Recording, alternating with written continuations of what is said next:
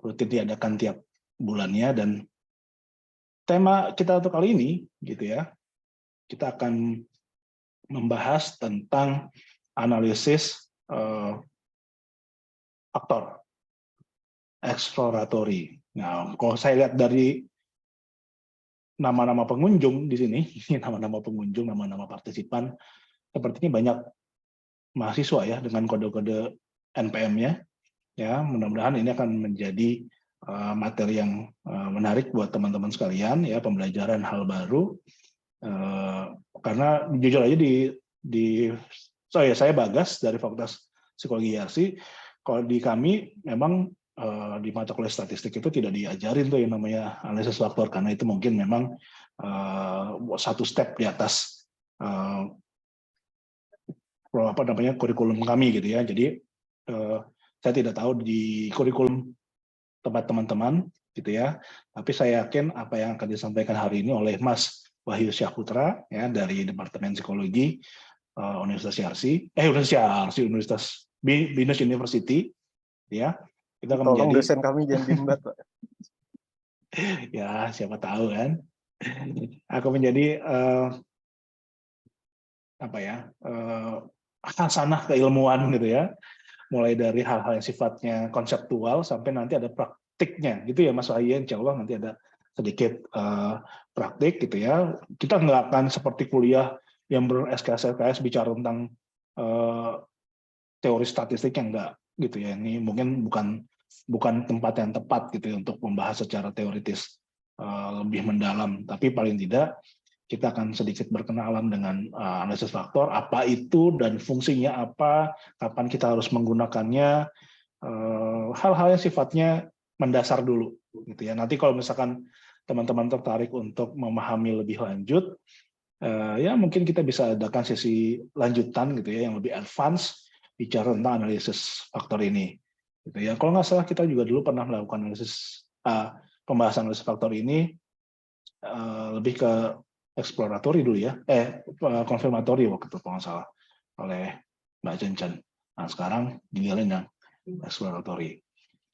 Oke, mungkin karena kita diskusi ini sifatnya tidak terlalu formal gitu ya, jadi kita mungkin santai-santai aja, relax gitu, ngobrol-ngobrol.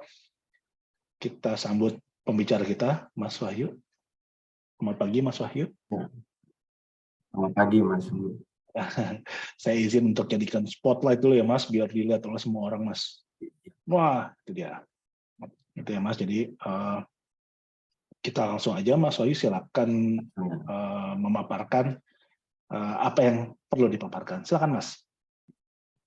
Terima kasih Pak sebagai moderator dan kemudian yang sudah waktunya untuk hadir.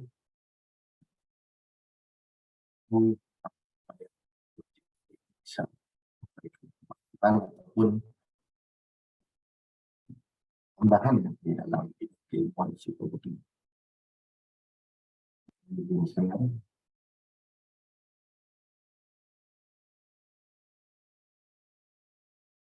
Terlihat ya.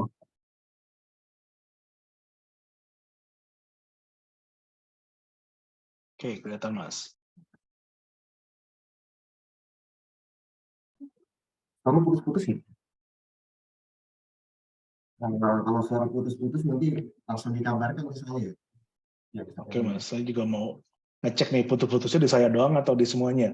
Teman-teman mungkin. Suara putus-putus lagi.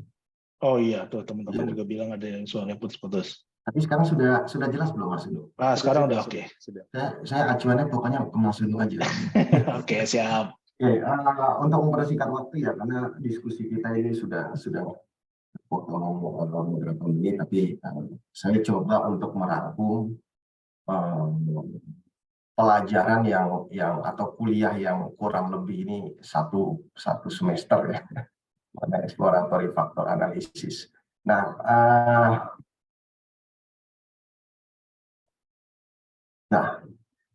kalau kita berbicara mengenai EVA, EVA kan singkatannya exploratory factor analysis atau faktor analisis exploratory ya. Jadi Ini merupakan analisis multivariat untuk mengungkapkan struktur internal dari suatu matrik korelasi. Jadi acuannya adalah matrik korelasi. Nah, itu kita dapat K di situ. Nah, EVA ini metode yang dikemukakan oleh Spearman pada tahun 1904. Ini berarti sudah hampir 120 tahun kayaknya ya. Kalau tahun 2024 ini kurang lebih seperti itu ya. Sudah dikemukakan pada waktu itu oleh Charles Spearman, dan analisis faktor sampai saat ini itu merupakan apa namanya, originnya itu dari psikologi. Dan saat ini bukan hanya dari psikologi saja yang menggunakan analisis faktor, tapi dari bidang ilmu lain seperti sosiologi atau ekonomi dan sebagainya. Tapi ini adalah ketika kita berbicara apa sih analisis faktor, pasti yang hubungannya ke psikologi. Karena memang yang dikemukakan oleh Charles Spearman ini berhubungan dengan kesimpulan skor tes kemampuan itu saling berkorelasi tinggi satu sama lain. Itu berkorelasi tinggi satu sama lain. Spearman mengatakan, wah berarti ada satu penyebab yang membuat sekumpulan tes kemampuan mental itu saling berkorelasi satu sama lain. Nah, maka dia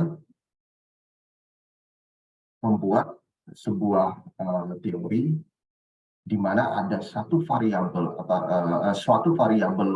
umum yang dinamakan sebagai general ability yang menjadi penyebabnya. Nah, ini merupakan dasar dari analisis faktor. Jadi kalau kita berbicara mengenai awal dari analisis faktor eksploratory, atau bisa dikatakan sebagai analisis faktor tradisional, karena ada juga analisis faktor yang bisa dikatakan dia bisa menguji hipotesis. Kalau EVA kan tidak bisa menguji hipotesis. Analisis faktor eksploratory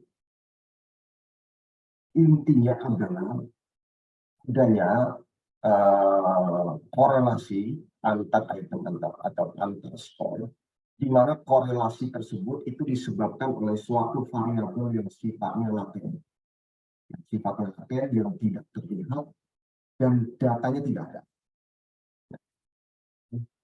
Jadi itu yang menyebabkan skor item itu saling berkorelasi satu sama lain. Kita coba lebih lanjut. Ini Pak Spearman ya, di mana pada tahun 1904 dia membuat sebuah artikel tentang general intelligence. Dari sini awal analisis faktor itu muncul. Dasar dari analisis faktor itu yang kita ketahui tadi adalah interkorelasi antar simpulan variabel atau skor dari variabel itu sendiri. Nah, kita anggap seperti matrik ya, seperti matrik. Kita nanti agak sedikit menyinggung matrik ya, karena memang tanpa kita melihat sedikit mengenai matrik akan sulit memahami analisis faktor, karena yang kita pahami itu sebelum masuk ke dalam software GISP, logika dari analisis faktor itu berbeda. Jadi kalau kita sudah paham, oh ternyata analisis faktor seperti ini, jadi kita mudah untuk mengembangkan atau meneliti menggunakan metode analisis faktor. Jadi analisis faktor ini didasari oleh interkorelasi antar item atau interkorelasi antar simpulan variabel. Yang kita tahu bahwa korelasi itu nggak bakal menunjukkan sekaligus. Korelasi itu cuma menunjukkan. Korelasi itu cuma menunjukkan dari sebuah hubungan. Yang kedua itu adalah besaran dari sebuah hubungan. Arah dari sebuah hubungan itu bisa positif, bisa negatif, atau dengan rentang -1 sampai 1. Sampai besaran hubungan, apakah hubungan itu kuat atau tidak. Nah, korelasinya sebatas itu saja gitu. Namun ada sebuah konsep yang dinamakan sebagai korelasi spurius. Nah, yang dapat digunakan untuk mengungkapkan kausalitas tentang adanya penyebab bersama dari dua atau lebih variabel.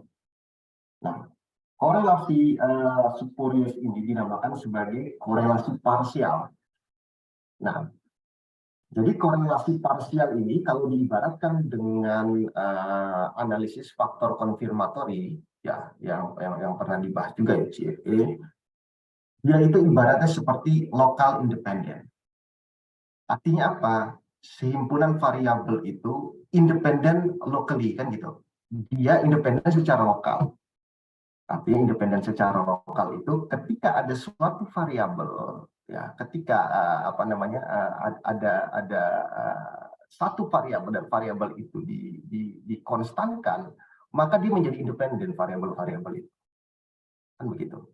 Tapi kalau seandainya variabel itu tidak dikonstankan, maka mereka saling berkorelasi satu sama lain. Ini adalah konsep dasar dari analisis faktor di mana ada korelasi parsial. Ya, memang pada intinya ketika kita melakukan uji regresi itu tidak memberikan bukti bahwasanya ada hubungan kausalitas di sana. Tapi kita bisa memakai ini untuk menguji variabel-variabel yang ingin kita teliti. Nah, ini misalnya seperti ini ya yang kita lihat sebagai korelasi spurius. Misalnya ada kita anggap sebagai tinggi badan, ya, tinggi badan pada populasi usia rentang 6 sampai 16 tahun. Nah, kalau seandainya kita korelasikan itu dengan kecerdasan, itu pasti berkorelasi positif dan kuat, ya tinggi korelasinya. Ya, kan seperti itu. Tapi apakah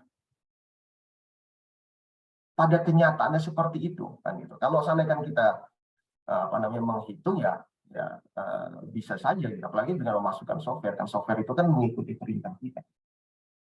Tapi kalau seandainya secara logis ini ya bisa berbahaya ya. Kalau seandainya semakin tinggi badan seseorang, maka kecerdasannya semakin tinggi kan. Nah, ini dinamakan sebagai korelasi spurius, korelasi palsu.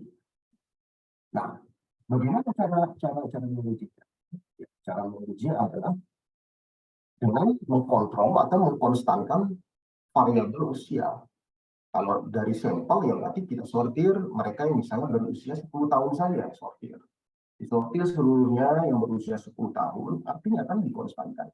Kalau dikonstankan berarti itu tidak menjadi variabel. Kalau tidak menjadi variabel, setiap yang dikorelasikan dengan kalau kita anggap variabel yang dikonstankan, maka korelasi akan nol. Nah, ketika populasi ketika usia itu dikonstankan hanya tinggi badan, misalnya individu yang berusia 10 tahun saja, maka kemungkinan korelasinya itu akan hilang atau minimal berkurang, tidak tinggi lagi. Oke, maka korelasi parsial bisa dilakukan setelah variabel usia itu dikontrol. Nah, jadi kalau misalnya korelasi parsial itu, ya, kalau misalnya korelasi parsial itu sudah keluar nilainya, maka dan itu nol, maka kita bisa katakan usia menjadi satu-satunya faktor penyebab tinggi badan berkorelasi dengan kecerdasan. Tapi kalau seandainya korelasi itu tidak ada, berarti ada faktor lain yang menjadi penyebab. Selain usia, misalnya gizi dan gitu. Tapi misalnya kalau seandainya kita bilang, kita memang semakin tinggi badan seorang anak, usia semakin bertambah, volume otak semakin berkembang, semakin besar, otomatis kecerdasan semakin berkembang.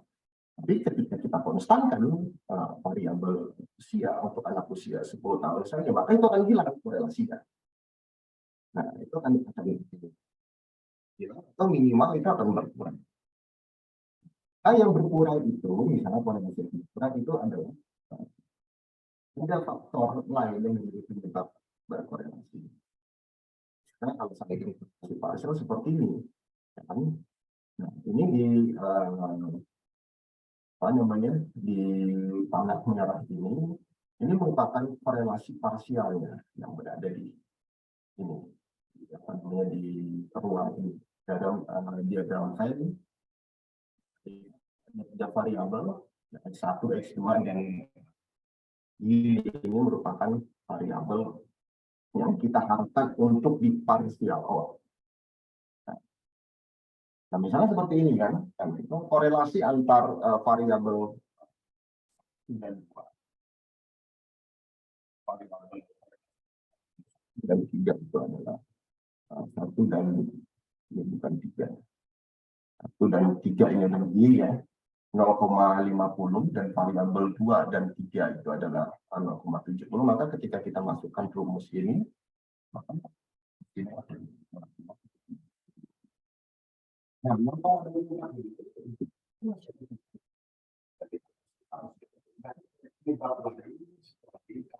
Mas Wahyu, maaf nih suaranya kayaknya hilang lagi ya?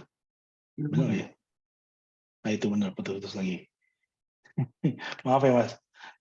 Atau kalau ini sudah terdengar ya? Terdengar Mas. Terdengar ya? Terdengar. Oke, saya mau pakai mic aja kali ya. Nah boleh, dicoba dulu. Karena pakai mic dari tadi. Jadi kalau ada ini langsung aja ya dikabarkan. Oke, monggo Mas. Ya. Nah, kalau seandainya masih ada sisa 0,24, itu berarti masih ada variabel lain yang menjadi penyebab berkorelasinya antar variabel. Apa? Ya berarti nanti kita cari lagi, misalnya kalau seandainya dalam kasus tinggi badan, usia dan kecerdasan, ya mungkin gizi bisa masuk sebagai variabel lainnya yang menjadi penyebab saling berkorelasinya antar variabel. Tapi kalau seandainya kita lihat sebelah kanan itu R12 di mana 3 itu di partial out, nah itu kosong, ya berarti usia menjadi satu-satunya variabel yang menjadi penyebab variabel lain saling berkorelasi. Nah, kalau seandainya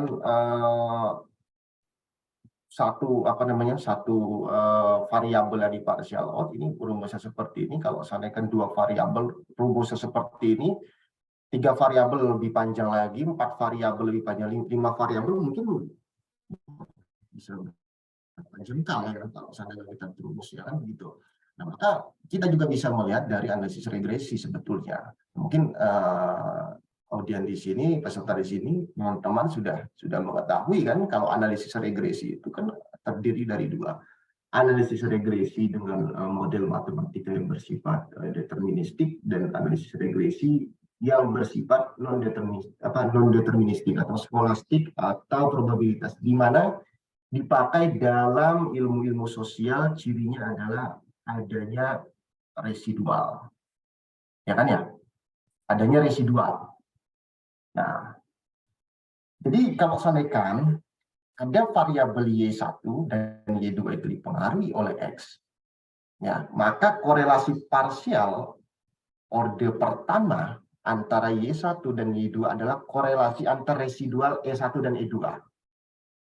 Nah, kalau seandainya dalam analisis faktor konfirmatori, misalnya di Risrel, korelasi antar residual itu, ketika kita membuka gerbang korelasi antar residual, itu ditafsirkan bahwasanya ada variabel lain yang ingin digambarkan oleh variabel itu sendiri. Kan gitu. Nah, maka modelnya akan jadi seperti ini. Ya, modelnya akan jadi seperti ini. Kalau seandainya kita lihat ketika memakai korelasi parsial dengan rumus yang begitu panjang, nantinya ya kita menggunakan analisis regresi di mana kita akan mendapatkan error. Error itu kan 1 dikurang R square-nya. Ya kan? 1 dikurang, misalnya R square-nya itu 0,50, ya berarti errornya itu adalah 0,50% gitu. Karena R square itu kan didapatkan dari korelasi yang dikuadratkan. Kalau korelasi yang dikuadratkan itu kan sama aja reliabilitas. Nah, jadi kalau reliabilitas R-square itu adalah reliabilitas, berarti kalau reliabilitas membicarakan masalah standar error of measurement kan gitu. Nah, makanya sisa dari R-square itu adalah error. Error di sini bukan dalam artian kesalahan, tapi ada variabel lain, ya, ada variabel lain yang tidak diundang dan ikut masuk dalam prediksi kita. Nah, kan begitu. Makanya ketika dikorelasikan antar variabel itu menjadi variabel baru. Variabel apa gitu. Nah, jadi modelnya akan jadi seperti ini ketika ada variabel baru, dan rumusnya tidak terlalu sulit seperti rumus korelasi parsial tadi gitu. Kan? Nah, maka yang kita lihat dari analisis regresi ini dengan apa namanya, ini errornya 2 ya, bukan 1, Y2 kalau tulisnya. Jadi dengan mengkorelasikan antar error sebetulnya kita juga bisa melihat, oh ternyata ada variabel apa sih atau penyebab baru dari berkorelasinya antar variabel. Jadi begitu. Nah, ya, linkingnya seperti ini, kaitannya seperti ini. Kalau tadi kita lihat modelnya itu adalah seperti ini ya, kalau modelnya itu ya modelnya seperti ini, tapi ini kan korelasi biasa dalam ilmu statistik, ya biasa saja gitu. Maksudnya dari diagram Venn ini, ya, di mana bulat penuh itu merupakan standardized ya, varian 1. Tapi kalau seandainya kita masuk ke apa namanya, ke part diagramnya, ini kan modelnya seperti ini. Modelnya kan seperti ini. Di mana Y1 sampai Y10 ya, di mana Y1 sampai Y10 merupakan independent variable, dan X1 Y1 dan Y10 itu merupakan dependent variable, dan X1 merupakan independent variable. Di mana jadi Y1 itu kita lihat tanda panahnya kan bukan Y1 tanda panahnya mengarah ke X1, tapi X1 tanda panahnya mengarah ke Y1. Artinya X1 mempengaruhi Y1, di mana Y1 itu apakah bisa menggambarkan X1 atau tidak. Jadi seperti itu. Atau tinggi rendahnya skor dari Y1 itu dipengaruhi oleh variabel laten yang bernama X1. Tinggi rendahnya skor dari Y2 itu disebabkan oleh suatu variabel yang dinamakan X1. Ini baru satu faktor. Mungkin kalau yang apa namanya, yang sudah belajar dari faktor, saya yakin pasti familiar dengan diagram ini yang dari riset. Nah, ini kalau misalkan X1 dan X2. Kalau ada 2 faktor, ya, di mana X1 itu mencoba untuk menggambarkan Y1 sampai Y10, X2 juga ingin menggambarkan Y1 sampai Y10. Nah, ini kalau seandainya seperti ini, berarti Y1 dan Y10 ada 2 faktor yang akan menggambarkan saling berkorelasinya Y1 dan Y10. Ini 2 faktor. Kalau ini 3 faktor. Ya makin rumit ya ininya ya, panahnya. Nah, maka ketika makin rumit panahnya itu, kita butuh yang namanya simple structure. Ya, struktur sederhana, di mana kita akan membuat model seperti ini. Ya, X1 itu hanya digambar oleh Y1 sampai Y5, X2 digambarkan oleh Y6 sampai Y10, atau dengan mengkorelasikan antar faktornya, faktor X1 dan kita akan bahas di kegiatan EVA ya. Mas Ulu, kalau seandainya nanti saya terlalu lama, tolong dikabari ya. Nah, ini namakan simple structure. Nah, kegiatan analisis faktor eksplorator ini kita singkat-singkat saja ya. Ya, kegiatan analisis faktor eksplorator yang pertama adalah pasti mengekstraksi faktor. itu pasti. Ya, yang bukan analisis eksploratory kalau kita tidak mengekstraksi faktor kan. Jadi kan analisis eksplorator itu kita ingin mengetahui apakah ada penyebab berkorelasinya antar item. Nah, ketika ada penyebab itu, berapa penyebabnya? Kan gitu. Maka ketika ekstraksi faktor, sebetulnya kalau seandainya kita mau lebih dalam sedikit, itu kita akan belajar terkait eigenvalue dan eigenvektor. Ya, pasti menggunakan matrik. Nah, dalam ekstraksi faktor ini yang kita sudah ketahui, kita akan menggunakan eigenvalue, ya, eigenvalue itu sebanyak variabelnya dan eigenvektor itu sebanyak variabelnya. Ya, misalnya kayak sedikit mengenai eigenvalue, berarti misalnya kayak yang di sini ya, apa namanya, ada matrik A dikurangi lambda identity misalnya, baru dikali X, itu hasilnya harus selalu 0. Dimana nanti matrik ini kan nanti di apa namanya, dihitung dengan determinan. Nanti habis determinan dapat, kalau seandainya dua variabel yang menjadi dua baris dan dua kolom, maka digunakan untuk mencari eigenvalue-nya itu kan apa namanya, rumus ABC gitu ya maksudnya ya, rumus ABC persamaan kuadrat kan gitu. Ya, mungkin masih ingat kali yang SMA ya, rumus persamaan kuadrat. Waduh, SMA udah berapa dekade yang lalu Mas. Jadi yang apa, minus B plus minus terus B kuadrat dikurang 4AC dikuadratkan dibagi 2A kan itu. Baru kita dapatkan apa namanya, eigenvalue untuk dua variabel. Ya, untuk dua variabel. Tapi kalau seandainya di atas dua variabel, kita nggak mungkin lagi menggunakan persamaan kuadrat karena sudah masuk ke dalam polinomial kan gitu. Berarti kita akan menggunakan kalkulus, ya kan, untuk mencari eigenvalue misal 3 variabel. Ya, nggak mungkin, kita mungkin pakai apa namanya, dalil Newton kan gitu. Ya mungkin kita memakai persamaan kuadrat karena kalau persamaan kuadrat kita enak kan, tinggal masukin angka ya. Tapi kalau seandainya sudah 3 variabel ya sulit untuk mendapatkan eigenvalue. Nah, jadi kita harus memakai apa namanya, dalil Newton dengan melakukan iterasi kan, satu kali iterasi. Misalnya kan kita buat derivatnya kan, satu kali iterasi 0 enggak, 2 kali iterasi 0 enggak, 3 kali iterasi 0 sampai dia konvergen gitu. Nah, yang di sampingnya itu yang AX sama dengan lambda X itu adalah pencarian eigenvektor. Jadi eigenvektor ini nilainya pasti sebanyak variabel. Dan dia selalu mengikuti eigenvalue-nya. Nah, itu langkah pertama dalam ekstraksi faktor. Ya. Andaikan dalam ekstraksi faktor ini kita hanya menemukan satu faktor yang keluar ya, atau yang terekstrak itu cuma satu faktor, ya sudah selesai. Analisis faktor eksploratory kegiatannya cukup karena cuma satu faktor. Ini gitu. Ya, dari 10 variabel didapatkan hanya satu faktor yang mempengaruhi berkorelasinya antar item tersebut. Makanya sudah selesai satu faktor itu saja.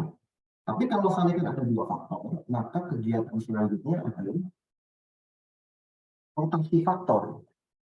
Ya, kita merotasi faktor, apakah ortogonal atau oblik, gitu. Kalau ortogonal berarti kita asumsikan antar faktor itu tidak saling berkorelasi, dan kalau seandainya oblik itu nanti bisa saling berkorelasi antar faktor. Nah, kita merotasi faktor. Nah, rotasi faktor ini untuk apa? Karena yang kita lihat seperti ini, ya kita lihat seperti ini, ya.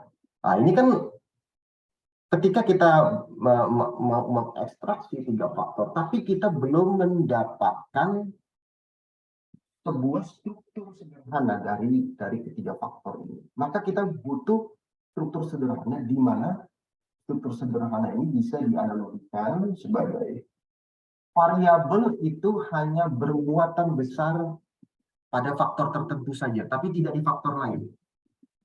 Nah, maka jadinya adalah simple structure. Oke. Jadinya adalah simple structure, di mana Y1 itu bermuatan besar itu hanya dari faktor X, tidak dari faktor X1, tidak dari faktor X2. Nah, maka kita butuh kegiatan rotasi faktor. Apakah rotasi faktor itu apakah rotasi faktor itu ortogonal ya seperti ini merupakan rotasi faktor hasil dari rotasi faktor yang ortogonal. Dan ini adalah hasil dari rotasi faktor yang oblik. Artinya oblik ini korelasi antar faktor atau antar faktornya dibebaskan untuk berkorelasi. Nah, baru yang terakhir itu penamaan faktor. Kalau sudah dapat, ya kita namain faktornya apa misalnya itu. Misalnya motivasi, misalnya ada intrinsik dan ekstrinsik misalnya.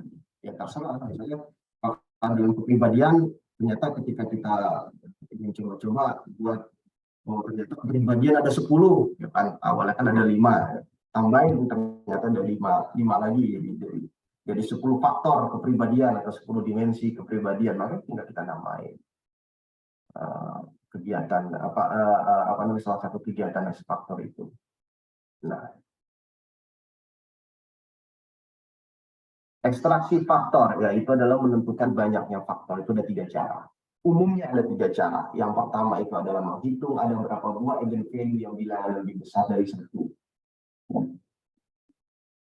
Terus yang kedua adalah menghitung proporsi varian kumulatif atau proporsi eigenvalue dengan trace-nya. Ini coba saya jelaskan sedikit saja. Nah, terkait menghitung ada berapa buah eigenvalue yang bilangan lebih besar dari 1 ini sifatnya subjektif. Kenapa tidak yang bilangannya lebih besar dari 0,95? Kenapa enggak yang bilangannya lebih besar dari 1,5? Atau kenapa enggak yang eigenvalue yang bilangannya lebih besar dari 2? Ya, para ahli berbeda-beda pendapat. Ya, tidak ada satu kesimpulan itu yang membuat ternyata eigenvalue itu bilangan harus lebih besar dari 1. Tapi sebagian besar software untuk mengolah analisis faktor, salah satunya adalah SPSS dan lainnya itu adalah GSP, atau bisa juga di R juga bisa, di N+ juga bisa. Itu rata-rata memang eigenvalue-nya lebih besar dari 1. Nah, itu cara pertama. Ada berapa eigenvalue yang lebih besar dari 1? Kedua adalah menghitung proporsi varian kumulatif. Nah, proporsi varian kumulatif ini kan proporsi eigenvalue dengan trace-nya. Nah, kalau seandainya ada 5 variabel, nih misalnya kalau ada 5 variabel, 1, 2, 3, 4, 5, itu 5 baris, 5 kolom. Ya, 5 baris, 5 kolom. Nah, eigenvalue itu adalah S11, S22, S33, S44, S55. Ini adalah eigenvalue. Ya, ini adalah eigenvalue. Makanya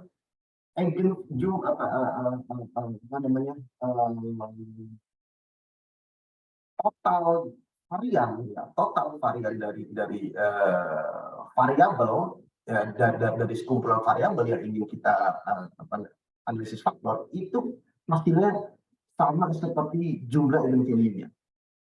Ini dia makan trace, ya kan? Nah, kalau seandainya dengan matrik 5 kali 5 ini 5 baris 5 kolom, kita tanya berapa eigenvalue ini? 5 eigenvalue. Apalagi kalau seandainya kita memakai matrik korelasi kan, di mana diagonalnya itu kan angka 1 semua, artinya ada standarisasi. Itu itu saja 1, 2, 3, 4, 5, maka eigenvalue-nya ada 5. Nah, maksudnya proporsi eigenvalue dengan trace-nya, ini merupakan trace-nya. Maka ketika eigenvalue-nya itu 4, ya misalnya eigenvalue-nya itu 4, ya berarti 5 dibagi 4. Gitu. Nah, 5 dibagi 4 berapa ini? Berapa? 5 dibagi 4, 1,4 dibagi 5. 4/5, 0,8, Mas. 0,8. 0,8. Berarti kalau seandainya eigenvalue-nya itu nilainya itu 4, berarti sudah 80% faktor itu menjelaskan berkorelasinya atau berkovariannya antar variabel. Jadi cukup satu faktor. Jadi satu faktor itu sudah menjelaskan sebesar 80% dari berkorelasinya antar faktor. Nah, kalau seandainya itu apa namanya eigenvalue-nya yang pertama itu misalnya 2 ya, berarti 2 dibagi 5 itu 0,50 kan? Apa 2 bagi 5 itu? 2 dibagi 5 2/5 0,4 Mas. 0,4 ya. Berarti kalau 0,4 ini 40% itu faktor menjelaskan berkorelasinya antar variabel. Nah, ini tuh subjektif juga. Masing-masing para ahli itu pun apa namanya berbeda pendapat. Ada yang jangan 40% tambahan variabelnya, tambahan di eigenvalue. Oh, berarti eigenvalue kedua, eigenvalue pertama adalah 2, eigenvalue kedua 1. Oh, ditambah lagi kan. Jadi eigenvalue-nya 3 terus sampai di bawah ternyata sudah di atas 70%, atau 70% ternyata ada 3 eigenvalue yang diartikan 3 faktor. Ini pun subjektif.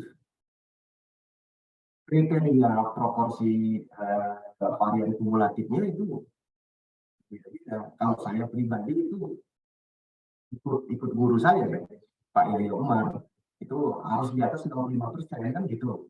Kalau nggak di atas 65%, ya terserah kamu juga. Pak Yahya Umar begitu, nggak bisa memastikan terus di atas 50, tapi umumnya itu memang di atas 65%. Ada yang sama kali 65%. Itu 85% kalau tidak bisa dijelaskan oleh satu faktor, ya bisa ambil 2 faktor, 3 faktor. Seperti itu. Nah, kemudian kita lihat script plotnya. Seperti ini kan, yang saya ambil di JSP, ya kita lihat ada satu yang curam, kemudian ada satu lagi yang curam, kemudian dia landai seperti itu. Nah, kita juga bisa melihat, nah ini berapa faktor juga ini kan faktor pertama atau eigenvalue pertama, ini adalah eigenvalue kedua, eigenvalue ketiga, keempat, dan seterusnya. Nah, jadi kalau misalnya kita lihat eigenvalue ini, ya berarti kita kembalikan lagi ke proporsi varian kumulatifnya. Kalau misalnya sesuai, berarti script plot ini menjadi pendukung dari penentuan variabel kita di atas 1 dengan proporsi kumulatif varian, kemudian dengan script plot, oh ternyata yang curang ternyata ada 2 misalnya, atau yang curang ada 3, itu tergantung kita juga ingin melihatnya dari mana. Tidak ada kepastian tunggal, misalnya kepastian tunggal itu seperti ini. Kalau seandainya p-value di bawah 0,05, berarti itu signifikan. Kalau di atas 0,05 itu tidak signifikan, kecuali kalau seandainya pakai chi-square kan dengan model P.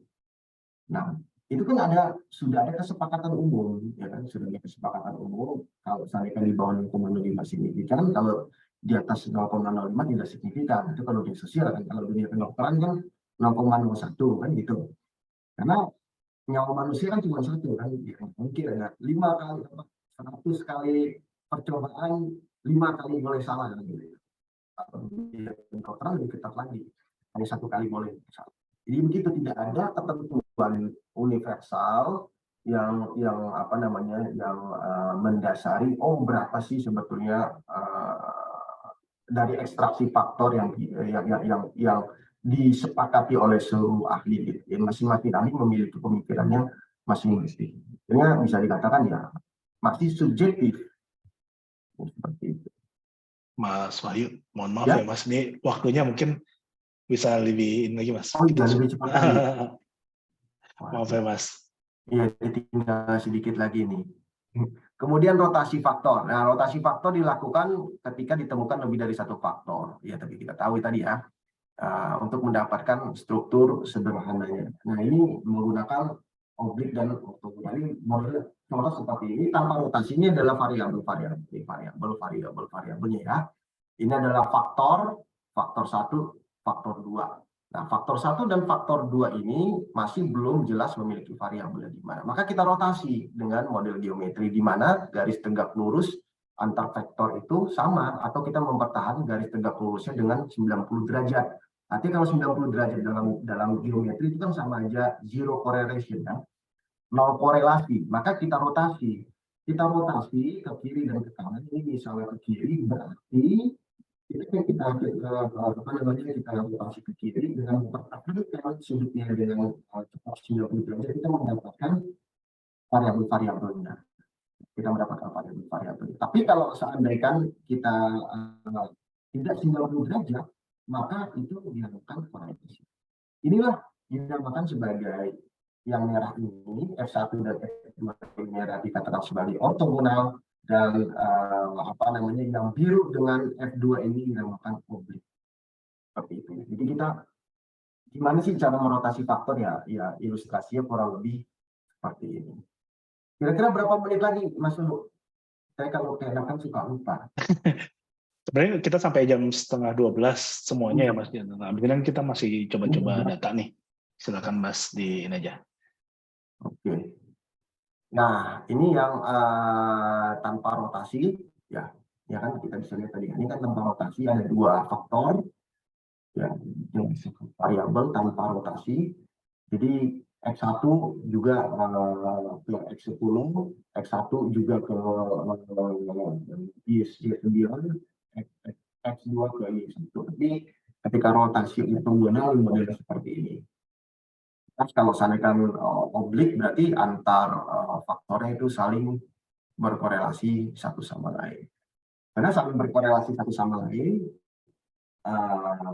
yang di awal harus kita lakukan adalah mencoba untuk merotasi ortogonal. Ya, mencoba merotasi ortogonal dengan misalnya varimak, misalnya seperti itu ya, dengan varimak atau kuartimak gitu. Artinya kita mengharapkan antar faktor ini tidak saling berkorelasi satu sama lain. Misalnya kalau seandainya yang paling terkenal kan varimak ya dari Kaiser. Ya, itu kan caranya fungsi dari varimak itu kan sebetulnya bagaimana menyederhanakan faktor ya. Bagaimana menyederhanakan faktor dengan memaksimalkan korelasi antar variabel. Jadi bagaimana faktor tersebut betul-betul efektif. Nah, cuman kalau yang banyak kejadian di lapangan, rotasi dengan ortogonal ini sulit, terbilang sulit.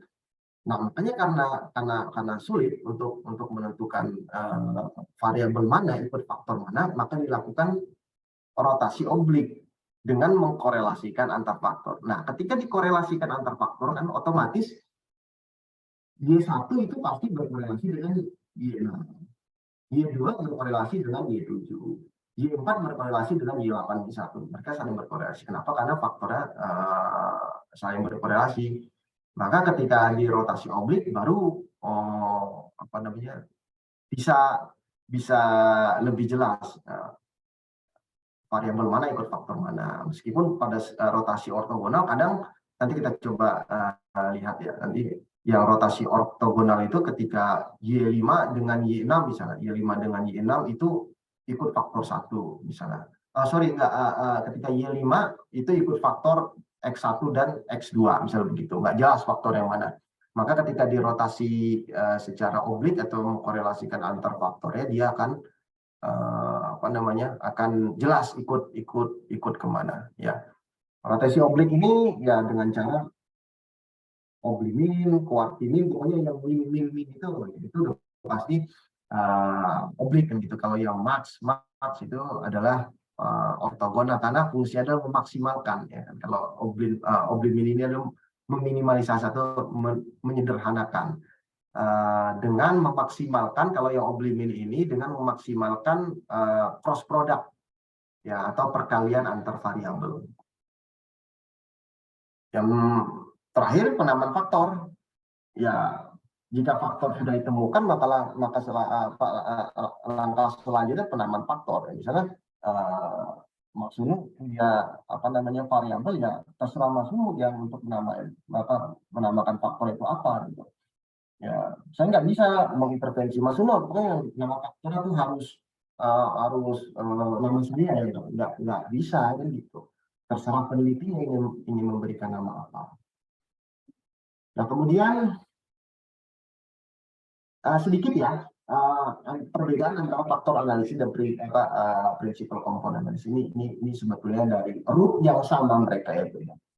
PCA itu adalah dikembangkan oleh Pearson ya, yang faktor analisis oleh Spearman, dua-duanya sahabat, tapi kalau Spearman ini kan dia belajar ke Wilhelm Wundt. Nah, perbedaannya itu yang paling dasar adalah perbedaan secara filosofis. Ya, kalau matematis itu ya kurang lebih sama. Tapi kalau filosofi sangat berbeda. Di mana kalau Spearman itu ingin melihat ya kenapa sih antar item itu saling berkorelasi. Oh, ternyata ada satu penyebab yang menyebabkan mereka itu berkorelasi yang sifatnya laten. Tapi kalau misalkan PCA, prinsipal komponen analisis yang digagas oleh Pearson, dia ingin merangkum seluruh varian. Ya, merangkum seluruh varian dari variabel yang ada menjadi satu grand varian. Jadi satu komponen besar. Nah, makanya meskipun pada dasarnya Spearman ini mengkopi gagasan dari Pearson untuk merumuskan faktor analisis. Karena pertama kali adalah prinsipal komponen analisis. Nah ini Eva dan Cilepa ya ini kita tahu tadi ya, analisis faktor adalah model pengukuran konstruk, sedangkan prinsipal komponen analisis bukan. Nah, analisis faktor itu fokus pada struktur korelasi dan kovarian, sedangkan PCA itu fokus pada varian. Nah, kalau faktor bisa ortogonal dan bisa juga saling berkorelasi, sedangkan komponen harus ortogonal. Nah, ortogonal ini apa? Makanya ketika kita sering mengetes, wah ada regresi 5 variabel independen kepada satu variabel dependen. Coba uji multikoliniaritasnya. Nah, multikoliniaritas ini bisa diuji dengan PCA, prinsipal komponen analisis, dengan syarat di ortogonal. Artinya apa? Artinya antar faktor itu tidak saling berkorelasi. Multikoliniaritas ini kan ketika variabel independen itu kan saling berkorelasi tinggi satu sama lain. Dan asumsi itu kan bisa melanggar asumsi dari regresi berganda. Jadi seperti itu. Dan kita bisa menggunakan PCA. Jadi di sana ada 10 variabel independen yang mempengaruhi satu variabel independen. Nah, 10 variabel independen ini saling berkorelasi tinggi ternyata di multikolinitasnya. Nah, kemudian kita PCA. Wah, ternyata ada kalau dirangkum itu ada cuma 4 variabel dependen saja dan masing-masing tidak saling berkorelasi. Makanya rotasi yang dilakukan oleh PCA ini hanya ortogonal saja di publik. Nah, itu salah satunya. Nah, ini sudah tadi dijelaskan ya metodenya ya kurang lebih sama dalam menentukan kompak. Makanya kalau di SPSS itu kan kalau kita mencarinya adalah dimension reduction, kan gitu ya, mereduksi dimensi. Terus namanya bukan faktor kalau di SPSS, namanya itu komponen kan gitu. Ya, karena acuan dasarnya adalah prinsipal komponen analisis dan yang berbeda adalah dari segi filosofinya.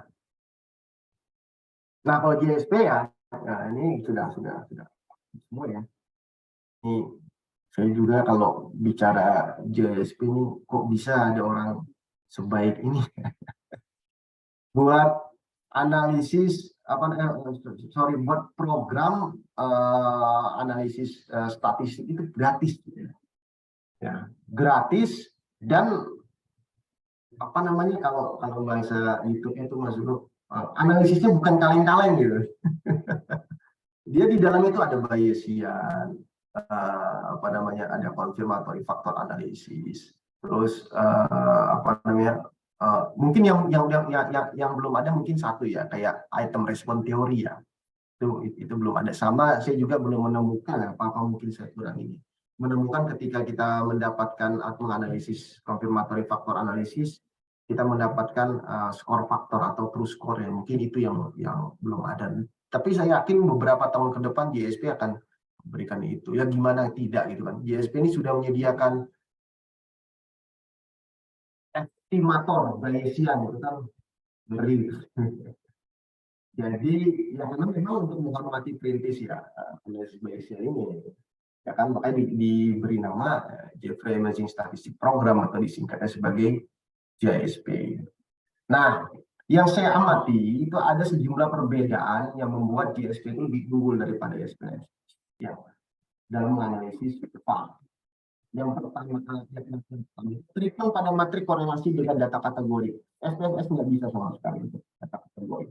SPSS bisa men-treatment data kategori itu ketika kita masuk dalam analisis dan regresi logistik. Tapi kalau seandainya analisis data kategori untuk menggunakan matrik, kita tidak mungkin menggunakan matrik korelasi Pearson product moment kan gitu. Hasilnya akan Anda estimate. Kenapa? Karena Pearson product moment itu hanya untuk data yang sifatnya numerik, penting. Sementara data kategori itu merupakan data yang paling banyak di psikologi.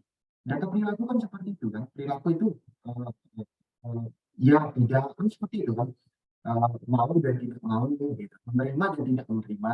Tidak ada data apa namanya respon psikologi itu atau respon ya, perilaku psikologi itu bersifat kontinu itu nggak ada. Respon yang dikeluarkan adalah kategori. Tapi variabel yang kita ingin ukur, motivasi, gaya hidup atau segala macam itu rata-rata hampir seluruhnya itu kontinu. Religiositas itu ada apa namanya data yang kita ini variabel kontinu. Sementara respon kita dapatkan adalah respon kategori. Nah, di JSP ini saya lihat ada matrik untuk menghitung kategori. Untuk menghitung data kategori tadi, untuk menghitung data kategori dengan menggunakan korelasi tetrakorik untuk apa namanya dikotomi dan polikorik untuk data polikotomi. Dan kemudian ada model ekstraksi faktor. Model ekstraksi faktor ini misal seperti parallel analisis. Ada juga. Terus ada minimum residual yang menjadi default dari JSP. Kemudian ada juga di sana weighted square, ada pembobotan dalam square tidak hanya oleh SNP. Serta diagram menampilkan diagram partnya itu. Oh, sudah. Jadi we continue ke confirmatory analysis using JSP. Mungkin seperti itu ya. Apa namanya, Mas Uno. Kalau mau didemokan silakan, nanti saya bisa demokan dengan JSP. Nah, itu Mas, itu juga mungkin ya, yang juga ditunggu-tunggu teman-teman di sini nih. Iya. Atau teman-teman di sini atau para audiens partisipan ada yang mau bertanya dulu? Silakan. Ada, boleh saya bertanya? Wah, silakan Mas Bay. Ini kalau saya ngelihat penjelasannya, ini applicable nggak untuk orang psikologi ya? Soalnya kan kita banyak yang bukan lulusan psikometri, tapi ini applicable nggak? Artinya applicable gini, di kita di psikologi itu punya dua kepentingan. Yang pertama adalah menyediakan alat ukur yang baik. Artinya yang terpercaya gitu, yang terpercaya, yang bisa errornya kecil. Kemudian yang kedua adalah bagaimana menghasilkan skor yang terpercaya. Jadi alat ukurnya terpercaya, kemudian skor yang terpercaya. Nah, dengan penjelasan yang rumit-rumit tadi tuh, ini applicable nggak buat kita yang non-psikometri gitu? Kita pusing. Gimana? Terima kasih. Ya, ini kayaknya Pak Bay aja yang pusing ini. Sebenarnya kan gini, bagaimana kita ini ingin mengetahui logika dari analisis faktor kan seperti itu. Jangan sampai kita nggak tahu analisis faktor ini itu datangnya itu dari mana kan. Meskipun tidak mendalam ya, setidaknya kita paham alur dari pemikiran analisis faktor. Karena kalau seandainya terkait applicable atau tidak ya, saya pikir ketika kita melakukan analisis faktor ya pasti applicable kan gitu. Apalagi kalau seandainya kita sudah mengetahui oh ternyata ada dasar yang kuat atau kita sudah mengetahui ternyata ketika ada satu faktor itu pasti menyebabkan berkorelasinya antar item gitu. Dan kenapa kok bisa ada dua faktor gitu? Oh ternyata ketika ada dua faktor itu sebelumnya itu ada faktor yang menunjukkan atau variabel yang apa namanya yang ditujukan oleh dua faktor yang berbeda, maka kita perlu lakukan apa namanya simple structure terlebih dahulu kan gitu. Oh ternyata ketika ada dua faktor di mana satu faktor itu terdiri dari 5 item 1 sampai 5, faktor kedua itu terdiri dari 6 sampai 10. Oh ternyata itu setelah dilakukan rotasi faktor dalam eksploratory. Kan kalau seandainya konfirmatori kan kita tidak perlu lagi kan, sudah ada teorinya, kalau ternyata teorinya ada dua dimensi. Ya, kita uji teori pertama dan itu untuk apa namanya mengetahui juga oh ternyata eksploratory ini dasar dari analisis faktor konfirmatori. Jadi begitu Pak Baidwi. Oke, terima kasih atas pencerahannya Pak Wahyu. Ya ada lagi, kalau ada lagi silakan. Mas Sunu. Sepertinya akrab ya Mas Wahyu dan Mas Bay ya. Baik.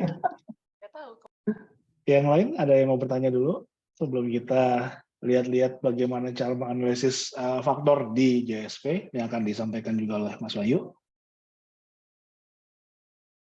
Kalau belum ada, mungkin kita lanjut aja ya, Mas. Coba-coba untuk analisis di JSP biar kita semua kebayang bagaimana caranya dan bagaimana interpretasinya gitu ya. Karena tahu caranya aja tuh hampir nggak ada gunanya kalau kita nggak tahu bagaimana menginterpretasinya gitu. Silakan, Mas. Oke, ini ya data ini ya data. Itu ada di. Ini saya nggak tahu nih data itu ini. Bentar. Aduh. Saya baru sadar ini maksudnya ternyata saya pakai bukan laptop saya. Atau pakai data library yang ada bisa Mas? Ada sih, cuman nggak bisa masuk kan biasa ada di OSF ya. Oke. Ya, mungkin ini kan share screen-nya masih PowerPoint Mas. Iya, boleh ya. Itu dia datanya. Ada. Di ini aja dulu ya, di share dulu ya. Pakai data library dari JSP aja mungkin Mas yang sudah ada dari sananya. Oke. Sebentar aku ambil data sebentar ya. Oke, siap. Buat teman-teman yang mungkin masih mau bertanya, silakan boleh langsung, boleh lewat chat. Oke ya. Sambil menunggu Mas Wahyu, saya promosi lagi. Mau silakan Mas Wisnu.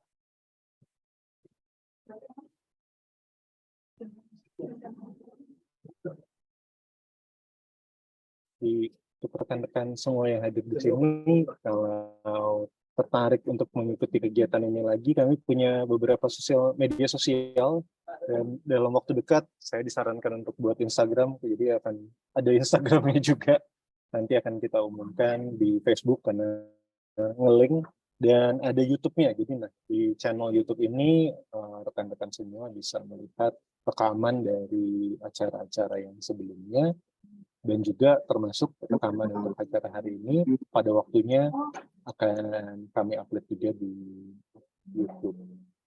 Lalu pengumuman berikutnya yang ini masih setengah resmi, jadi hanya teaser, jadi dari bulan depan kami mau coba biar tidak terlalu monoton acaranya kok seminar workshop terus menerus, kami akan coba mengadakan lomba juga.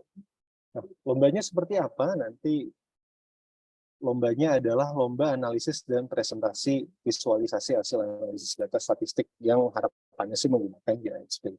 Jadi kami dari panitia, saya, Mas Bagas, Bacen, kami akan menyediakan satu dataset untuk diakses oleh peserta, dan datasetnya lengkap, nanti sudah ada buku panduan juga, tiap variabel ada penjelasannya, dan kemudian tugas peserta adalah membuat analisis data dan memilih variabel dari dataset tersebut dan buat analisis yang memberikan insight yang menarik dan mempresentasikannya dalam bentuk poster.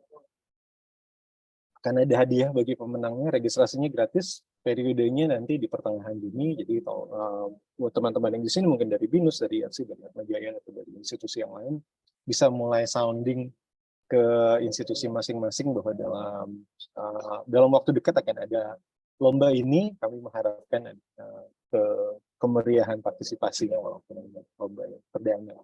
Mas Wahyu sudah siap?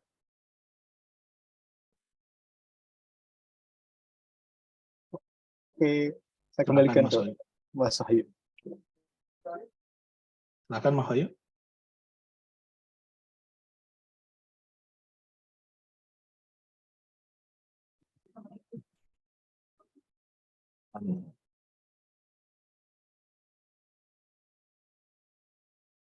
Ya, karena tinggal sedikit lagi kita langsung aja ya. Saya pakai bicara-bicara lagi. Soal Jumat soalnya. 10 menit ini kita coba aktualisasikan supaya lebih singkat tapi padat. Nah, misalnya ini saya ambil data dari rekan saya, ya. Data misalnya 19 variabel, ya. Mungkin ini kali ya, ini ada itu. Misalnya ada data ini ya, data ya. Ini kita sudah paham ya, misalnya kita buka ini result file-nya, ya kan. Kemudian kita analisis menggunakan exploratory factor analysis. Ya. Exploratory factor analysis, kita klik ini, nanti akan terbuka seperti ini. Ya. Nah, tampilannya akan terbuka seperti ini. Ya, tinggal kita kontrol A saja, ya. Kita kontrol A semuanya, kita masukkan ke variabel. Begitu. Nanti untuk number of factor ini adalah ekstraksi faktor. Nah, ini adalah yang tadi saya katakan adalah kelebihan dari GISP menggunakan faktor yang tidak ada di SPSS. Nah, para analisis ini kalau saya sedikit ya, ini merupakan hasil hitungan dari random simulatif atau dia menggunakan artifisial. Intinya dia menggunakan semacam simulasi yang nanti akan menjadi pembanding dari evidence sebenarnya.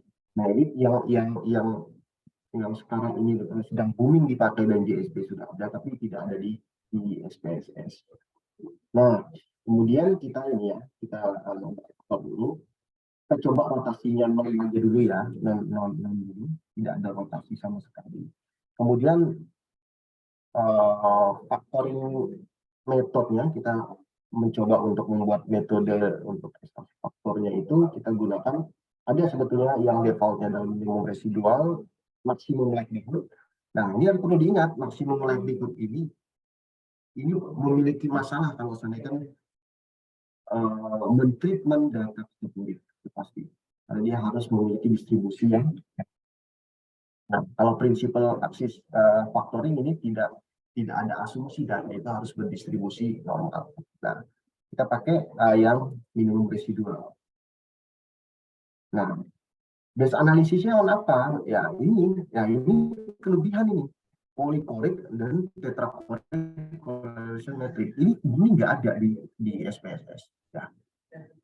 SPSS ada paling biserial aja, tapi kalau kalau kita lihat biserial pun biserial yang spoiler yang harus yang ibaratnya underestimate. Nah, data yang V1 sampai V19 ini merupakan data kategori. Ya, data kategori yang diambil dari data kategori original. Kemudian kita base analisisnya melalui polycoding. Ya kan? Jangan pakai correlation metric atau covariance karena ini landasannya adalah Pearson, korelasi Pearson saja. Nah, kemudian outputnya sebetulnya display loading kita coba nolkan dulu. Nah, kemudian kita lihat struktur matriknya, analisisnya script plot dan diagram plot. Ini KMO dan bawah plate saja. Dan sudah kita coba lihat hasilnya.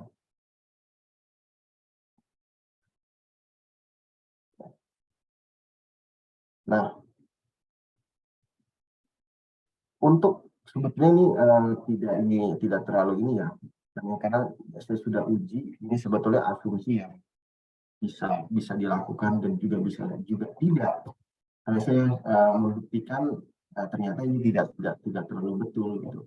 Karena nanti coba saya tanya. Oke. Misalkan kalau Kaiser, ini kan ingin melihat apakah sampel edit kuat atau tidak, kan itu ya. Atau bisa dikatakan apakah sampel dalam suatu variabel tersebut cukup atau tidak untuk dilakukan analisis faktor eksploratori. Syaratnya adalah nilainya itu harus di atas 0,5. Harus di atas 0,5. Karena itu memenuhi asumsi dari Kaiser Meyer. Jadi Kaiser Meyer ini salah satu yang membuat rotasi ortogonal. Nah, kita lihat seluruh variabel ini di atas 0,5. Nah, kemudian seluruh variabel dari 1 sampai 19 ini terpenuhi. Kemudian Bartlett, tes Bartlett ini untuk melihat apakah variabel yang 19 tersebut betul-betul memang tinggi berkorelasi, mereka ini saling berkorelasi tinggi atau tidak. Nah, maka ditunjukkan oleh p-value di bawah 0,05. Nah, chi-square test ini sebenarnya pengujian model yang saya ubah beberapa kali, ini tidak memiliki pengaruh sama sekali. Ketika saya ubah method ataupun ketika saya ubah bagaimana ekstraksi faktornya, ini tetap. Tapi kalau misalnya mungkin di N plus ini adalah untuk membandingkan apakah satu faktor itu 3 faktor itu lebih baik dengan menggunakan chi-square atau tidak. Nah, kemudian ini adalah faktor loading. Nah, faktor loading yang kita tahu biasanya ada ini dulu.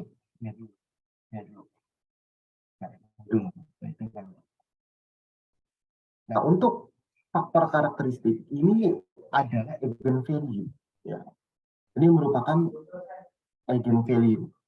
Jadi eigenvalue-nya itu ada yang 9,5, ada yang 1,5.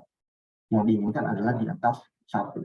Kita memakai paralel analisis. Nah, paralel analisis ini ya adalah pembandingan ketika real data komponen dari eigenvalue itu dibandingkan dengan hasil dari sum square loading yang dianalisis dengan paralel analisis. Nah, hasilnya tidak akan jauh, ya kan? Tapi tidak akan jauh. Dan kita memutuskan faktor, di mana 2 faktor tersebut itu nilainya di atas 1, ya kan? Ya kan? Yang seperti tadi kan kita sudah tahu nilainya di bawah 1 dia tidak masuk dalam faktor, tapi cuma 1 dan 2. Jadi faktor 1 dan faktor 2 yang dipertahankan. Kemudian kita lihat 2 faktor ini proporsi varian kumulatifnya berapa gitu. Nah, ternyata 2 faktor ini proporsi varian kumulatifnya 0,540. Nah, itu tergantung kriteria kita sudah cukup atau belum gitu. Ada yang misalnya sudah 54%, ya kan? Sudah 54% menjelaskan bervariasinya atau menjelaskan ya berkorelasinya antar variabel, antar 19 variabel berkorelasi atau tidak. Nah, terjelaskan atau tidak dengan 2 faktor ini. Ternyata 54% terjelaskan. Oke, kita tentukan 2 faktor. Dan ternyata ketika kita tentukan dua faktor, kita lihat, nah kenapa kita butuh yang namanya mungkin no rotation ya, ini belum dirotasi, tidak tahu. Ya.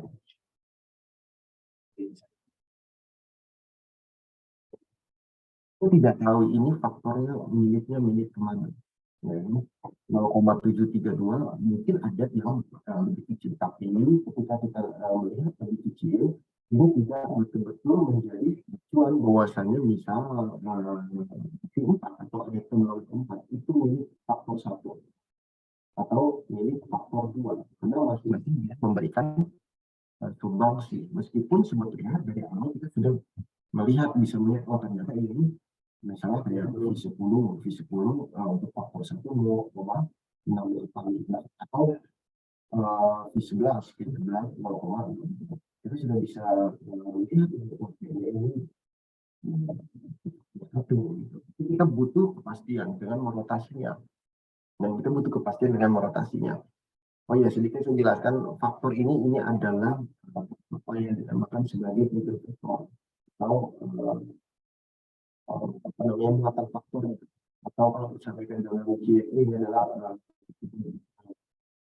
muatan lambda ya. Nah kemudian coba kita rotasi dengan varimat. Ya, kita coba rotasi dengan varimat. Tadi kan setelah kita dapat dua faktor, maka setiap variabel itu nggak jelas ke faktor mana, ya kan? Maka kita coba lakukan rotasi faktor dengan ortogonal atau antar faktor. Mas Wahyu, maaf nih. Tadi Mas Wahyu, sorry, tadi pas lagi bicara tentang minus itu ada yang terlewat karena suara Mas Wahyu sedikit hilang. Yang mana? Faktor loading. Oh iya, faktor loading. Yang minus ini maksudnya apa tuh, Mas? Yang ini.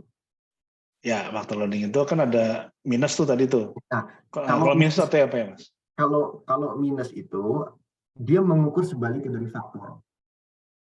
Itu adalah minus. Makanya ketika faktor loading itu minus, ya otomatis faktor loading itu dia tidak bisa menjelaskan faktor tersebut gitu, karena dia sebaliknya, dia mengukur sebaliknya dari faktor itu harus positif. Karena kenapa?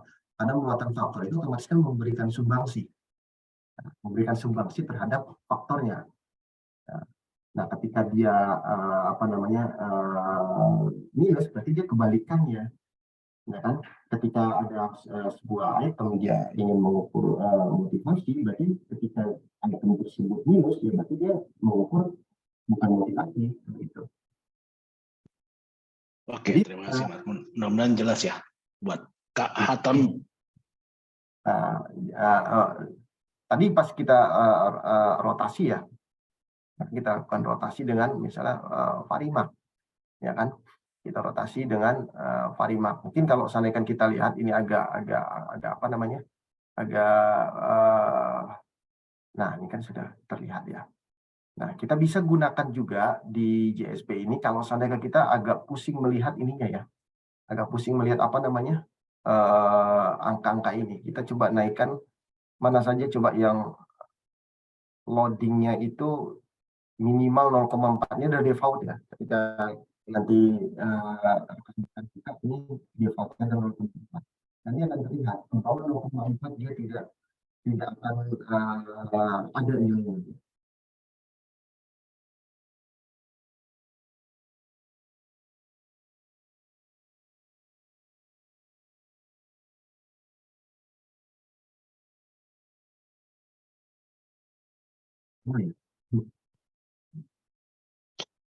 Laptopnya harus bekerja keras, Mas. Iya. Untuk merotasi.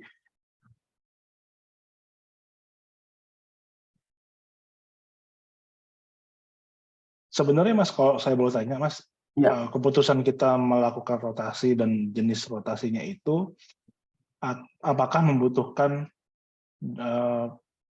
dasar yang kuat gitu, kita harus bisa menjelaskan kenapa menggunakan ortogonal atau menggunakan oblique, atau sebenarnya ya kita pakai rule of thumb aja. Misalnya kalau penelitian psikologi katanya hampir semua variabel itu ya berkorelasi atau hampir semua faktor hampir semua konsep-konsep psikologi itu berkorelasi, makanya kita pakai oblik aja gitu, nggak bisa pakai ortogonal. Atau gimana Mas kira-kira? Ya. Ini yang saya baca di Pak Muten ya. Makanya di M+ kan rotasinya geomin ya, Mas Uno. Rotasinya geomin, dia membuat korelasi antar faktor. Nah, korelasi antar faktor itu bisa mungkin kita bisa mendapatkan ini Mas, bisa mendapatkan kemungkinan adanya variabel baru dari korelasi antar faktor tersebut. Nah, meskipun pada dasarnya saya sebetulnya untuk lebih awal sepakat dengan merotasi faktor dengan oblik. Karena kenapa? Karena tidak ada variabel di sosial ini yang tidak saling berrelasi satu sama lain. Kecuali kalau kita ingin menguji multikolonialitas kan gitu dengan ortogonal kan. Karena kita membutuhkan jangan sampai ada korelasi yang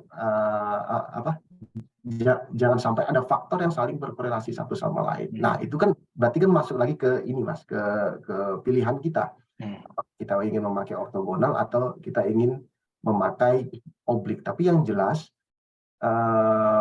ketika kita memutuskan antara satu faktor dengan faktor yang lain, ada misal dimensi yang kita anggap tidak saling berkorelasi. Misal kayak kita menggunakan Riesrel, itu kita buat faktornya tidak saling berkorelasi, tapi tetap saja ada korelasi meskipun kecil. Iya. Nah, jadi yang kita inginkan bahwa dengan kalau sampaikan ortogonal itu ya sekumpulan variabel hanya memiliki loading faktor di variabel lainnya tanpa faktornya itu tidak saling berkorelasi. Sebetulnya nggak ada masalah kita mau ortogonal dan oblik, gitu. Tapi memang ortogonal ini salah satu rotasi yang sulit gitu. Nah, misalnya kayak di sini yang V5 ya. Kalau kita kan pakai ortogonal, yang V5 ini kan dia loadingnya kan kedua faktor. Meskipun memang lebih jelas di faktor 1 ya Mas ya, di faktor 1 jelas dia, tapi dia juga besar juga di faktor 2. Padahal kalau kita merunut ke Kaiser di V5 ini dia di atas dari asumsi 0,5. Tapi ketika dilihat faktor loading, dia memiliki loading faktor yang besar di kedua faktor. Nah, ini kan menjadi masalah. Maka kita coba dengan menggunakan oblik. Kita menggunakan oblik. Apakah ketika kita menggunakan oblik ini akan berubah? Kita coba mengkorelasikan faktornya. Karena dimungkinkan ketika kita mengkorelasikan antar faktornya, maka faktor-faktor tersebut sebetulnya memayungi dari variabel-variabel di belakangnya. Nah, kalau misalnya Mas ketemu yang seperti ini, dia faktor loadingnya tinggi di dua faktor gitu ya, apa yang harus kita lakukan, Mas? Ada kalau Pak Yahya bilang itu ada dua hal. Yang pertama itu coba dirotasi dengan rotasi yang lain. Kalau masih seperti itu juga dihapus. Dihapus aja ya pilihannya ya. Dihapus. Nah, kalau ini kan coba Mas Uno. Nah, ketika kita rotasi oblimin dia hilang kan? Iya. Hilang. Berarti memang ketika faktor ini cocok dengan rotasi oblimin atau oblik gitu. Nah, maka kita sebetulnya dengan analisis eksploratori sebetulnya kita lebih rileks karena memang kan konteksnya kita mengeksplor kan gitu. Ya. Tidak seperti konfirmatori faktor analisis yang betul-betul rigid gitu. Oke. Berarti tidak disarankan untuk misalnya nih karena lebih besar di faktor 1 dimasukin aja di faktor 1 gitu. Tapi tadi pilihannya adalah dianjurkan untuk dihapus aja gitu ya. Iya, dianjurkan dihapus. Karena kalau seandainya itu akan membuat jelek nanti ketika kita ingin menguji ke confirmatory factor analysis. Jadi seperti itu. Mungkin seperti itu, Mas Unu ya. Oke, Nah, Mas kalau Wahyu, ada terima kasih banyak. Mungkin ya, kalau ada teman-teman yang masih mau bertanya, terutama ya, tentang bagaimana kita memahami hasil atau interpretasi hasil analisis ini, kalau misalkan tidak terjawab hari ini, boleh silakan hubungi kami gitu ya, lewat Facebook bisa, lewat kita ada email lah ya, atau nomor kontak kami yang ada di flyer yang mungkin disebar gitu ya. Jadi kalau misalnya mau tanya-tanya, silakan tanyakan di sana. Kemudian ini pesan dari panitia, jangan lupa isi lembar evaluasi yang linknya sudah ada di kolom chat gitu ya. Mas Wahyu, terima kasih banyak nih. Sayang waktu ya. kita terbatas banget nih ya, Mas Wahyu. Nggak apa-apa ya. Iya, sebenarnya Luar masih banyak biasa. yang perlu dieksplorasi dari Ya, exploratory factor analysis ini. iya, iya. Ya, tapi saya pikir sih untuk pengenalan gitu ya sudah lebih Ya, dari cukup nih Mas. Tadi saya belajar banyak dari konsep-konsep dasarnya yang disampaikan di awal gitu ya. ya, ya. Walaupun saya perlu belajar lagi. Gitu Mas. Baik Mas Wahyu, sekali lagi terima kasih. Mudah-mudahan kita punya kesempatan di lain waktu ya Mas untuk berbagi lagi. Iya, iya Mas Unu. Terima kasih banyak waktunya. Baik, kalau begitu terima kasih juga buat teman-teman yang sudah hadir hari ini. Mohon maaf saya agak buru-buru karena waktunya sudah mepet. Saya kembalikan lagi ke Mas Wisnu. Silakan Mas Wisnu. Oke, terima kasih Mas Bagas, terima kasih juga Mas Wahyu atas materinya hari ini. Rekan-rekan semua, karena keterbatasan waktu juga, saya mengucapkan terima kasih atas kehadirannya. Semoga dengan kehadiran rekan-rekan ini kami juga yang panitia jadi semakin rajin untuk mengadakan lagi secara reguler. Tolong cek di media sosial kami untuk informasi mengenai kegiatan reguler berikutnya dan juga untuk lomba yang tadi saya sampaikan sepintas di awal. Mereka terima kasih lagi atas partisipasinya. Selamat siang, selamat hari Jumat, dan selamat melanjutkan aktivitas sampai bertemu di acara-acara selanjutnya. Terima kasih. Terima kasih Mas. Terima kasih banyak Mas Wahyu, Mas Wisnu. Assalamualaikum. Saya live ya. Ya, saya juga izin live. Saya host ya. Saya kasih ke Mas Wisnu dulu ya hostnya ya.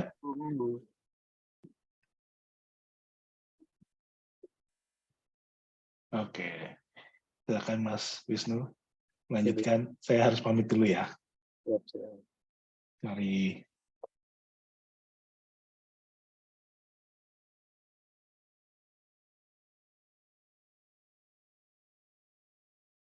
Oke, Ibu Bapak sekalian, terima kasih waktunya. Saya akan mengakhiri acara.